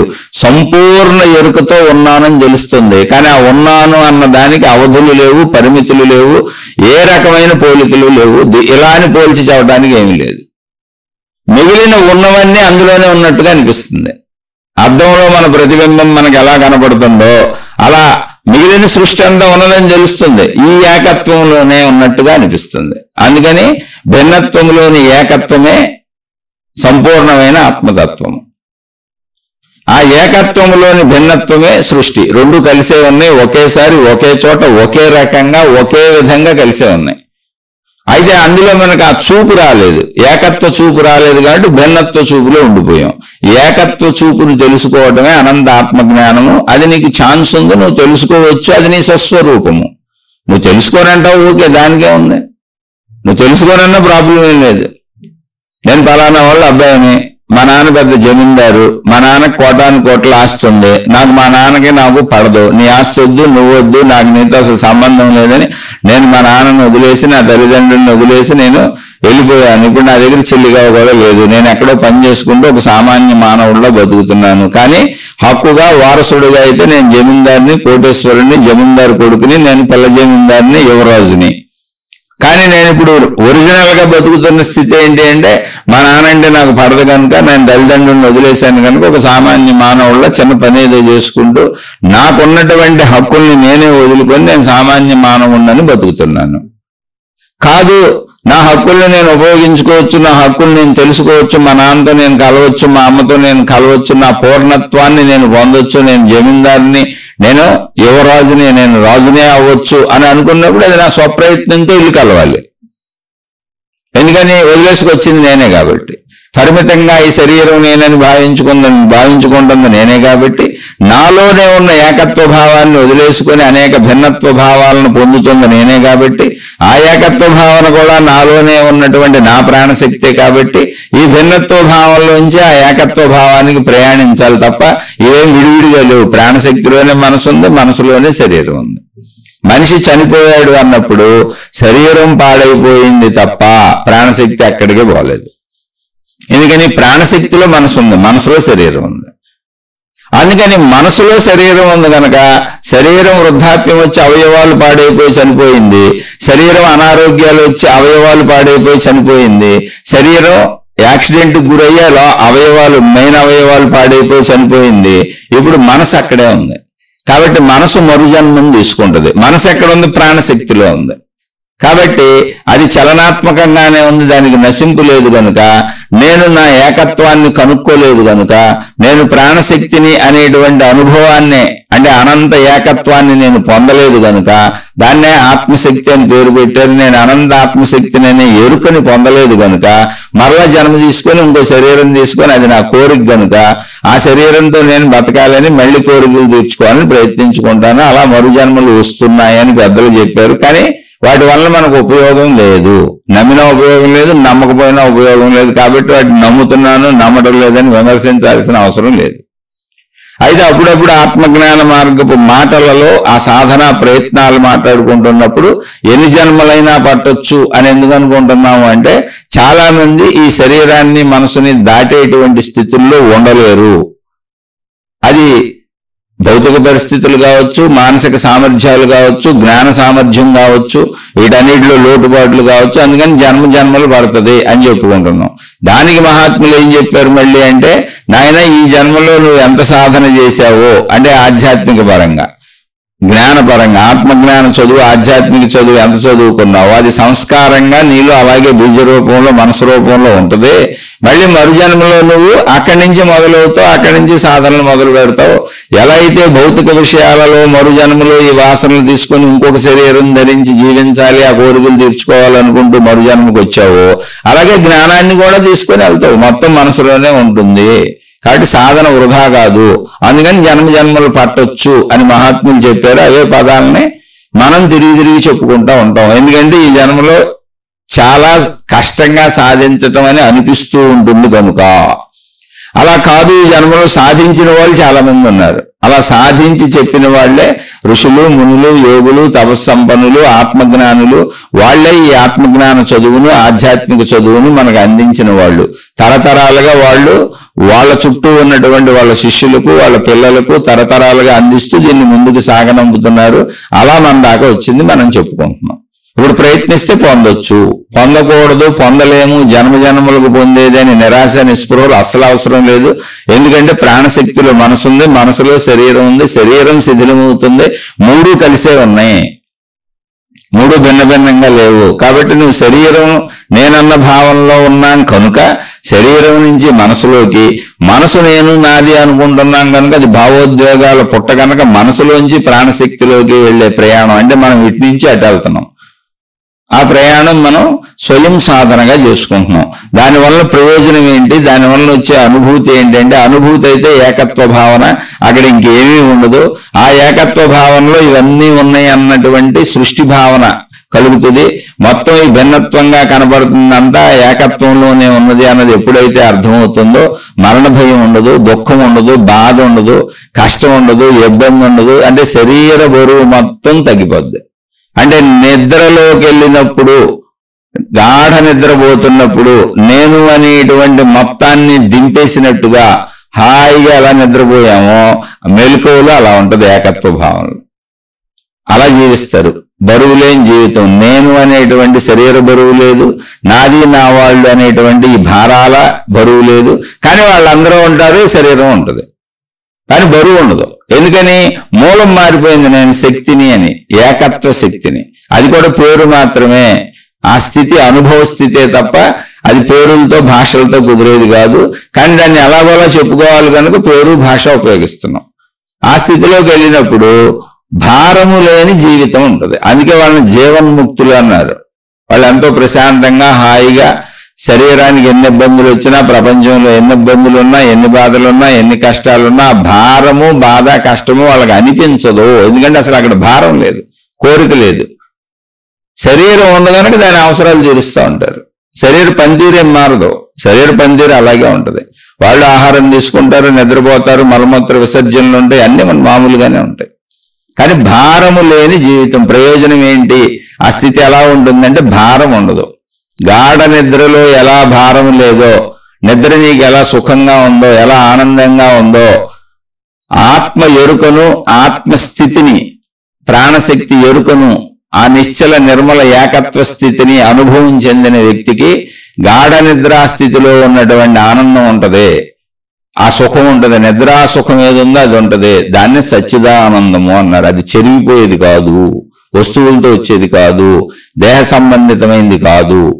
కాబట్టి ఆ స్థితిని అనుభవం పొందినప్పుడు సచ్చిదానంద స్థితిలో ఎప్పుడూ ఉంటారు. ఇక్కడ శరీరం శిథిలమైపోవచ్చు, శరీరానికి బాధలు ఉండొచ్చు, శరీరం బాధపడుతున్నట్టు కనపడవచ్చు, అన్నీ ఉండొచ్చు, కానీ సచ్చిదానంద స్థితిలో ఉంటారు. అది వాళ్ళ అంతరంగ స్థితి. బాహ్యానికి మనకు వాళ్ళు ఎలా కనపడుతున్నారంటే మన కంటికి ఏం కనిపించిందో అదే. కాబట్టి దాన్ని మనం కంటితో చూడలేం. అందుకని ఇది ఎవరికి వాళ్ళకి అనుభవమే తప్ప ఎదుటి వ్యక్తి జీవన్ముక్తుడా కాదా, సచ్చిదానంద స్థితిలో ఉన్నాడా లేదా అనేది ఈ ప్రపంచంలో ఎవరు ఎవరిది కనిపెట్టలేరు. కనిపెట్టాము తెలుసు అని చెబితే నమ్మకండి, అబద్ధం. ఎవరికి వాళ్ళకే తెలుస్తుంది. ఇప్పుడు నువ్వు ఎంత సుఖంగా ఉన్నావో మనిషివైనా నీకే తెలుస్తుంది, నువ్వు ఎంత దుఃఖంగా ఉన్నావో నీకు తెలుస్తుంది, నాకేం తెలుస్తుంది? నువ్వు లోపల సుఖంగా ఉండి బయటకు ఏడుస్తూ దుఃఖం నటిస్తూ నన్ను నమ్మిస్తూ ఉండొచ్చు, లేదా నువ్వు ఎందుకు లోపల సుఖంగా ఉన్నావు బయటకే ఏడుస్తున్నావు. అలాగే నువ్వు లోపల ఏడుస్తూ బయటకు నవ్వుతూ కనపడతా ఉండొచ్చు. ఇప్పుడు సినిమాలన్నీ అంతగా యాక్టర్స్ యాక్ట్ చేస్తారు, నవ్విస్తారు, ఏడిపిస్తారు, కోపాలు వస్తాయి, ఆ నవరసాలు వస్తాయి. వాటిని చూసి మనం ఆ నవరసాలకి లోన్ అయిపోతా ఉంటాం సినిమా హాల్లో కూర్చొని. అలా ఎవరైనా నటించవచ్చు భౌతిక జీవితంలో కూడా, నిజాలు మనకు తెలియవు. అందుకని ఆత్మజ్ఞానానికి వచ్చినప్పుడు, ప్రాణశక్తికి వచ్చినప్పుడు, ఆత్మానుభవానికి వచ్చినప్పుడు ఏమన్నారంటే అది అనిర్వచనీయము, మాటలతో చెప్పడానికి వీలు కానిది, అవాంగ మానస గోచరం. అది వాక్కుకి మనసుకి దేనికి అందేది కాదు, దొరికేది కాదు. అది స్వీయ అనుభవం అంతే, ఎవరికి వాళ్ళు పొందవలసిందే. ఒక అనుభవంగా తెలుస్తుంది నీకు. కాబట్టి ఎవరెన్ని చెప్పినా నువ్వు తెలుసుకోవలసిన అనుభవం కోసం, నేను పొందవలసిన స్వీయ అనుభవం కోసం రకరకాలుగా మానవ భాషలో, మనకు తెలిసిన భాషలో పదాలు అక్షరాలు వాడుకుంటూ ఆ స్థితి వైపుకు వెళ్లే ప్రయత్నమే చేస్తున్నాను తప్ప భాషలో, భావంలో, అక్షరాలలో ఆ స్థితిని చెప్పడం కుదరదు. అది అనుభవము. ఆ అనుభవ స్థితి ఎలా ఉంటది? నిద్రా సుఖమును పోలినటువంటి సచ్చిదానంద శాశ్వత సుఖం ఉంటుంది. ఇప్పుడు మనకు సుఖం ఉంటుంది ఏదన్నా మనం పొందింది, మనం అనుకుంది పొందినప్పుడు, మనం అనుకుంది జరిగినప్పుడు, తర్వాత దుఃఖం వస్తూ ఉంటుంది.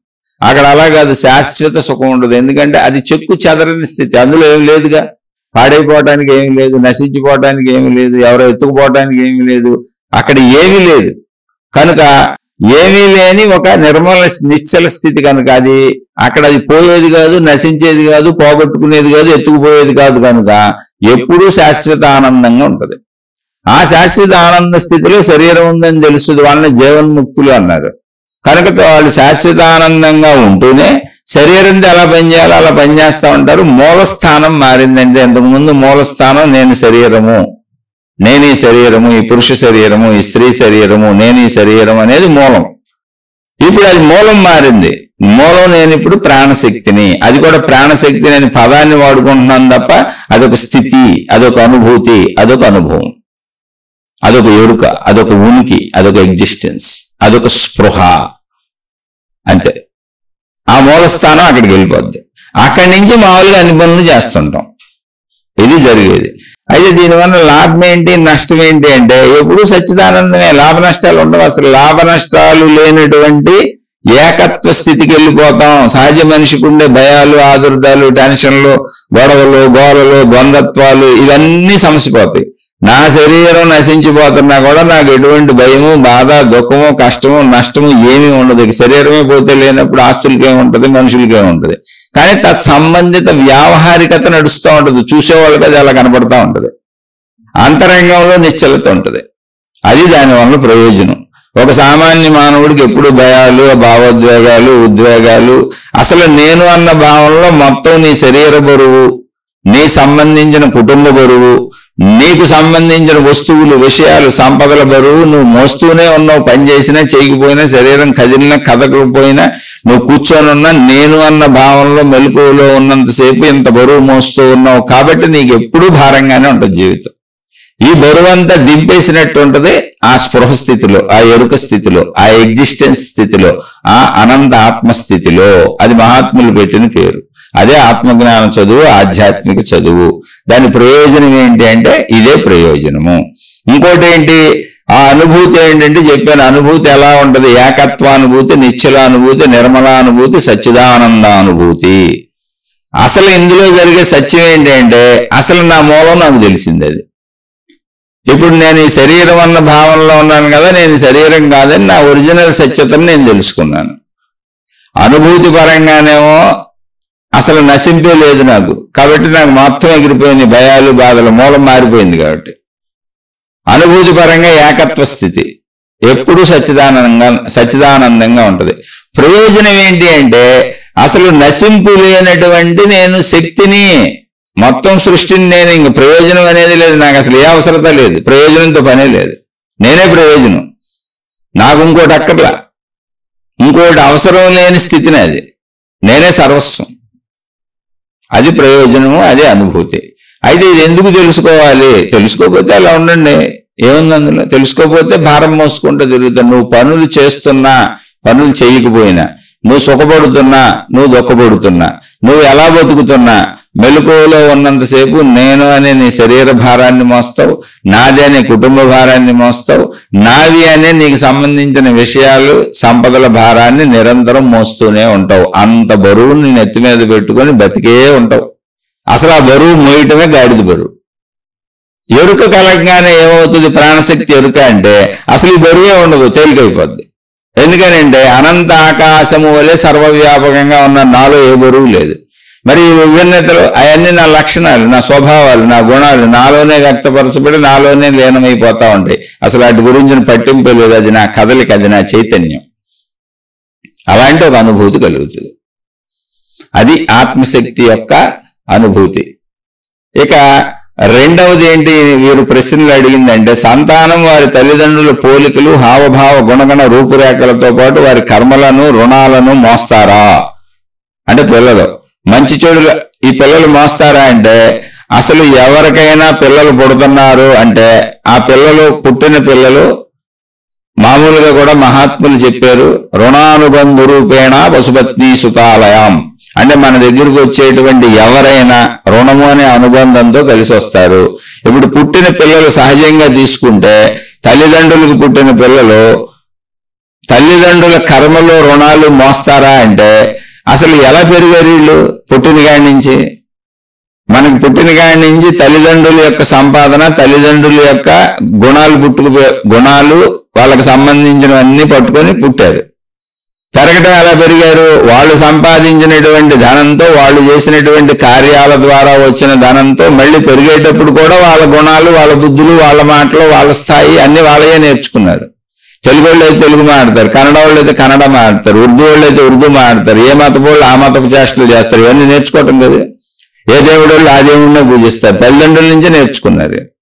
కాబట్టి తల్లిదండ్రుల కర్మలు మోస్తారా అంటే అసలు పుట్టుకతోనే తల్లిదండ్రులు ఆ కర్మలు వాళ్ళకి నేర్పేస్తున్నారు. ప్లస్ మోస్తారంటే తప్పకుండా మోస్తారు. కర్మలు, రుణాలు అన్ని మోస్తారా అంటే, తల్లిదండ్రులు మంచోళ్ళు అయితే మంచి సంపాదన, మంచి పనులు, మంచి భావాలు, మంచి గుణాలు, సత్ప్రవృత్తి గల వాళ్ళు అయితే అలాగే పిల్లలు తయారవుతారు, అలాగే పెరుగుతారు. తల్లిదండ్రులు చెడ్డవాళ్ళు అయితే ఆ చెడ్డ సంపాదన, ఆ చెడ్డదానితోనే పెరుగుతారు. ఆ చెడు తాలూకు కర్మఫలంతోనే వాళ్ళు కూడా అలాగే పెరిగి పెద్దవాళ్ళే ఆ సంపాదనే తిని దాంతోనే పెరిగి వచ్చారు. కాబట్టి తత్సంబంధిత దుఃఖ భారాన్ని అంతా వాళ్ళు అనుభవిస్తారు. అందుకే చాలా మంది తల్లిదండ్రులు చేసినటువంటి పాప కార్యములను వాళ్ళ పిల్లలు అనుభవిస్తూ ఉంటారు చూడండి.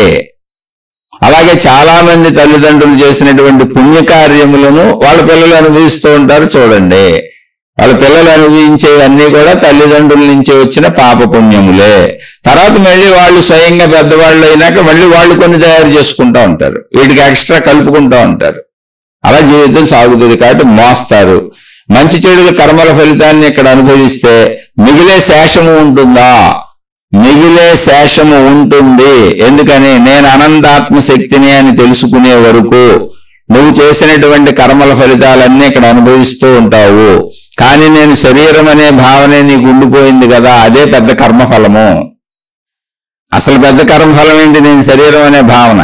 నేను శరీరం అనే భావన ఉన్నప్పుడు ఇంద్రియ భావన ఉంది, మనసు ఉంది. మళ్ళీ ఒకవేళ శరీరం శిథిలమైపోయినా నాకు ఆ మనస్సులో అనుభవాలు అన్నీ ఉన్నాయి, కోరికలు అన్నీ ఉన్నాయి, ఆలోచనలు అన్నీ ఉన్నాయి, ఇంద్రియాలతో గ్రహించినవి అన్నీ ఉన్నాయి. అందుకని మరో శరీరం కోసం నేను ప్రయత్నించుకుంటాను. అదే కర్మఫలము మిగిలి ఉండటం. నేను ప్రాణశక్తి నేను ఎప్పుడైతే తెలుసుకుంటావో కర్మఫలాలు అంతమైపోతాయి. ఎందుకని? అసలు నేను మనిషిని అనేటువంటి భావనే కర్మఫలము. ఆ భావనతో ఉన్న మనసే కర్మఫలాల చెట్ట. ఎన్ని అనుభవించినా అది మిగిల్చుకునే ఉన్నావు నువ్వు. కాబట్టి ఆ మిగిల్చుకున్న దాంతో మళ్ళీ ఇంకో శరీరం తీసుకొని మళ్ళీ ఆ వాసనలతో పనిచేస్తావు. కాబట్టి నేను ప్రాణశక్తిని, అనంత ఆత్మశక్తిని అనేటువంటి ఆ ఏకత్వ స్థితిని పొందే వరకు కర్మఫలాలు ఉంటాయి. అంటే శేషం ఉంటుంది. శేషం ఏంటి? అసలు నువ్వు చేసిన పనుల ఫలితాల మాట దేవుడెరుగు. నేను ఈ శరీరం అన్న భావనే శేషము. ఆ మనసు ఉండిపోద్దట. కనుకనే మరల శరీరము. కానీ శేషం ఉంటుంది. అనంత ఆత్మశక్తి యందు ప్రాణశక్తిలో కర్మ ఫలితాల స్థితిని తెలియజేయండి. స్థితిని తెలియజేసేది ఏంటి? అదే మనసు. తెలియజేయక్కర్లా. అనంత ఆత్మశక్తి యందు ప్రాణశక్తిలో కర్మ ఫలితాల స్థితి ఏంటి? మనసు. నువ్వు చేసిన కర్మల యొక్క ఫలితాలే మనసు. చెడ్డ మనసు, మంచి మనసు, ఏదో ఒక రకం మనసు. ఆ మనసు ఉండటం వల్ల శరీరం నశించిపోయినా మళ్ళీ నువ్వు ఇంకో శరీరం తీసుకుంటున్నావు. ఆ మనసులో ఉన్నటువంటి చెడు మంచి కలయికల వల్ల అవి వాసనా రూపంలో మరుజన్మలో నువ్వు ఎక్కడ పుట్టాలి, ఎవరికి పుట్టాలి, ఏ తల్లిదండ్రులకు పుట్టాలో నీ లోపల ఉన్న వాసనా బలాన్ని బట్టి, నీ లోపల ఉన్న దుర్మార్గాన్ని బట్టి, మంచితనాన్ని బట్టి, నీ లోపల ఉన్న కోరికలను బట్టి నువ్వు అటువంటి తల్లిదండ్రుల గర్భాన పడతావు. ఆ ఏర్పాట్లన్నీ సృష్టి చేసింది. కాబట్టి మళ్ళీ అక్కడ పుట్టి ఆ కర్మఫలాన్ని అనుభవిస్తూ ఉంటావు. ఇప్పుడు అనంత ఆత్మశక్తిలో ప్రాణశక్తిలో కర్మఫలం ఏ రీతిగా ఉంది అంటే ఇప్పుడు కూడా మనసు రూపంలోనే ఉంది. అది నువ్వు అనంత ఆత్మశక్తిని తెలుసుకోవట్లేదు, ఎవరో తెలుసుకోవట్లేదు. కానీ మనం జీవిస్తున్నాం ఎలా? శరీరము నేనని. ఈ శరీరాన్ని నడిపేది ఏంటి? మనసు. కాబట్టి ఈ మనసు ఎలా ఉందో నాకు తెలియదు. ఎక్కడుందో నాకు తెలీదు. ఏ రూపంలో ఉందో నాకు తెలీదు. ఉందా లేదా? ఉంది. భావోద్వేగాలుగా ఉంది, జ్ఞాపకాలుగా ఉంది, ఆలోచనలుగా ఉంది, భావాలుగా ఉంది. మనసు శరీరాన్ని కుదిపేస్తుంది భావోద్వేగాల రూపంలో. దానివల్లనే శరీరం కదులుతుంది. శరీర ప్రకంపనలన్నీ మనోప్రకంపనలే. అంటే ఇప్పుడు మనసు ఎక్కడ ఉంది? ప్రాణశక్తిలో ప్రింట్ అయి ఉంది. శరీరంతో నేను చేసి అనుభవించి గ్రహించిన విషయాలన్నీ ప్రాణశక్తిలో ప్రింట్ అయి ఉన్నాయి. అంటే అనంత ఆత్మశక్తిలో ప్రాణశక్తిలో ఈ కర్మఫలాలన్నీ ఎలా ఉన్నాయంటే మనసుగా ఉన్నాయి. చాలా సింపుల్ విషయం అది. మనసు అదే. అది ఉండటం చేతనే మరు జన్మ. అందుకని నేను ఈ శరీరం అన్న భావన ఉన్నంతకాలం మనసు ఉంటుంది. మనసు ఉన్నంతకాలం నేను ఈ శరీరం అనే భావన ఉంటుంది. ఈ రెండు అంతం అవ్వాలి అంటే, నేను ఈ శరీరం అనే భావన అంతం అవ్వాలి అంటే మనసు నిర్మూలనం అవ్వాలి. మనసు నిర్మూలనం అవ్వాలంటే నేను ఈ శరీరం అనే భావం నిర్మూలనం అవ్వాలి. ఈ రెండు ఒకటే. ఇవి నిర్మూలనం అవ్వాలి అంటే నేను ప్రాణశక్తిని నాకు తెలియాలి. ఆల్రెడీ నేను ప్రాణశక్తిని, నేను అనంత ఆత్మశక్తిని అనే విషయంలోనే నేను ఉన్నాను. ఎందుకంటే నా మనసు అందులోనే ఉంది. నా మనసులోనే శరీరం ఉంది. కానీ నేను నా మనసుని దాటి, శరీరాన్ని దాటి నేను ప్రాణశక్తిని, అనంత ఆత్మశక్తిని నేను తెలుసుకునే ప్రయత్నం చేయటం లేదు.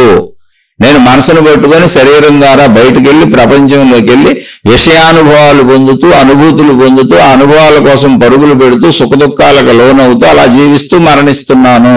నేను వెనక్కి రావట్లేదు. నా లోపలికి నేను రావట్లేదు. నన్ను నేను తెలుసుకోవట్లేదు. నన్ను నేను చూసుకోవట్లేదు. కాబట్టి అనంత ఆత్మశక్తిలో ప్రాణశక్తిలో ఈ కర్మ ఫలితములు ఎలా ఉన్నాయి తెలియజేయండి. కర్మ ఫలితాల స్థితి ఎలా ఉందంటే అది మానసిక స్థితి. మనసే ఆ స్థితి. మళ్ళీ చెబుతున్నా, అనంత ఆత్మశక్తి ఏది ఉందో అదే ప్రాణశక్తి. ప్రాణశక్తి ఏది ఉందో అదే అనంత ఆత్మశక్తి. ఈ రెండు పేర్లే తప్ప అదొక స్థితి, ఏకత్వ స్థితి.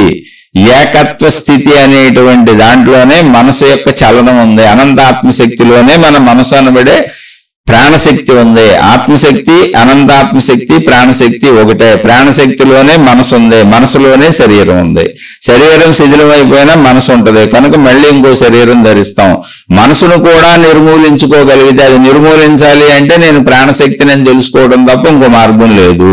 మనసును దాటి ప్రాణశక్తిలోకి వెళ్ళినప్పుడు మూల కేంద్రం మారిపోయి నేను ప్రాణశక్తిని, నేను అనంత ఆత్మశక్తిని అనే ఎరుక నాకు వస్తుంది కనుక ఈ మనసు ధూళికణం అయిపోద్ది. ఈ మనసు ధూళికణం అయిపోయినప్పుడు శరీరం ధూళికణం అయిపోద్ది. కాబట్టి శరీర నశింపుతో మనో నశింపు కూడా జరిగిపోద్ది. ఎందుకంటే దాంతో నాకు పెద్ద అవసరం ఏమి లేదు, నేను శక్తిని అనే విషయం నాకు అవగతమైపోయింది కనుక కర్మశేషము ఉండదు. ఆ కర్మశేషము లేనటువంటి స్థితినే ఏకత్వ స్థితి, అనంతాత్మస్థితి అన్నారు. అలా ఆ స్థితిని సాధించుకోవటాన్ని మోక్షము, ఆత్మసాక్షాత్కారము అన్నారు. ఊరుకునే ఇవన్నీ పేర్లే తప్ప మరలా దాన్ని అర్థం చేసుకోవాలి అంటే కేవలము స్పృహ ఉన్నటువంటి ఏకత్వ స్థితి. అంటే మౌనానికి మౌనానికి కొలుతుందా? ఎంత ఉంటుంది మౌనం అని చెప్పగలమా? నిశ్శబ్దం ఎంత ఉంటుందని చెప్పగలమా? ప్రశాంతత ఎంత ఉంటుందని చెప్పగలమా? నిశ్చలత ఎంత ఉంటుందని చెప్పగలమా? ఏకత్వం ఎంత ఉంటుందని చెప్పగలమా? ఎలా చెప్పగలం? అది శబ్దం ఎంత ఉంటుందో చెప్పొచ్చు, వస్తువు ఎంత ఉంటుందో చెప్పొచ్చు, రూపం ఎంత ఉంటుందో చెప్పొచ్చు. అలా అన్ని వస్తువులు, విషయాలు, గుణాలు ఉంటే ఇంత ఉంటాయి, ఎంత ఉంటాయని చెప్పొచ్చు. పదార్థాలు ఉంటే ఎంత ఉంటాయని చెప్పొచ్చు. మౌనాన్ని ఎంత ఉంటుందని చెబుతాం, నిశ్శబ్దాన్ని ఎంత ఉంటుందని చెబుతాం, ప్రశాంతతని ఎంత ఉంటుందని చెబుతాం. అసలు ఏమీ లేనటువంటి జస్ట్ స్పృహ, ఖాళీని ఎంత ఉంటుందని చెబుతాం.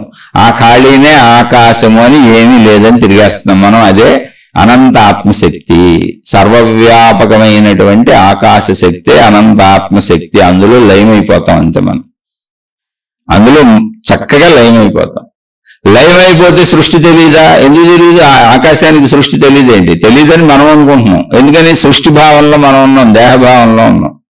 ఆకాశానికి సర్వము తెలుసు. సృష్టి అంతా ఎక్కడుంది? ఆకాశములోనే, ఆకాశముతోనే ఉంది.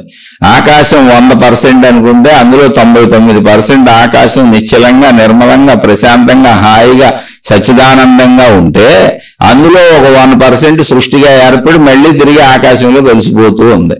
1% ఈ గందరగోళం అంతా ఏమీ లేదు అక్కడ. దాన్ని పొందినప్పుడే అది అనుభవం అవుతుంది.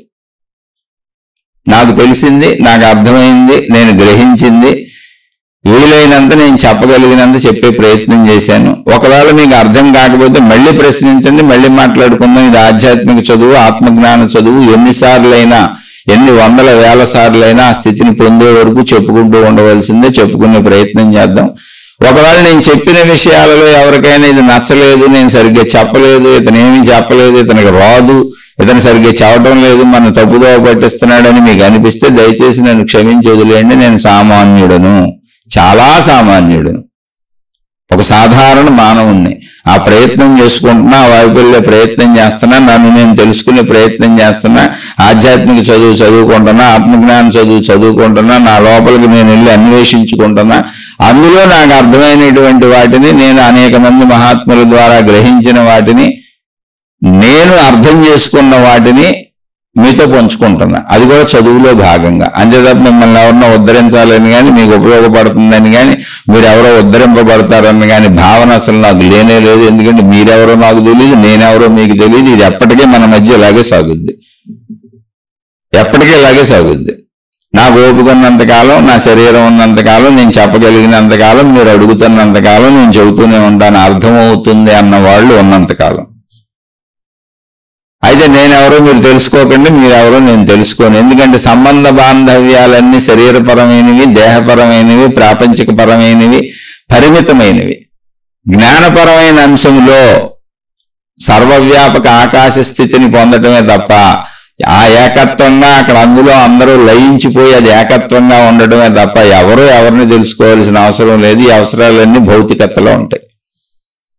కాబట్టి ఎవరో ఏ ప్రయత్నం చేయొద్దు. అందరం అర్థం చేసుకొని ఆ అనంత తత్వంలో కలిసిపోయే ప్రయత్నం చేద్దాం. ఆ ప్రయత్నం చేసే వాళ్ళకి ఎవరికైనా నేను చదువుకుంటున్న చదువు, నేను అప్పచెబుతున్న పాఠాలు మీకు అర్థమైతే ఆచరించుకోండి, మీ జీవితంలో తీసుకోండి. అర్థమైన వాళ్ళకి ఏమైనా సందేహాలు ఉంటే ఇంకొంచెం ముందుకెళ్ళడానికి వీలుగా మీ సందేహాలను అడగండి, చక్కగా మాట్లాడుకుందాం. అర్థం అవన వాళ్ళు, సరిగ్గా చవట్లేదు అనుకున్న వాళ్ళు నన్ను క్షమించేయండి. శుభమస్తు. మీకు మీ కుటుంబ సభ్యులకు మేలు చేకూరుగాక. మరలా మరొక కొత్త శీర్షికతో కలుసుకుందాం.